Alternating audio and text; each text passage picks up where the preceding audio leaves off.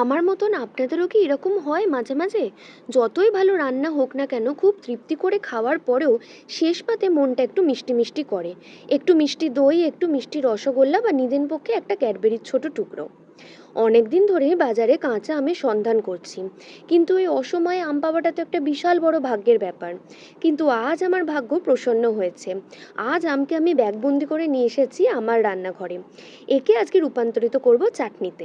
প্রথমে কাঁচা আমগুলো আপনারা আপনাদের নিজেদের শেপ মতন কেটে নিতে পারেন। দিয়ে কড়াইতে সর্ষের তেল গরম করে সামান্য কালো সর্ষে দিয়ে দেবো।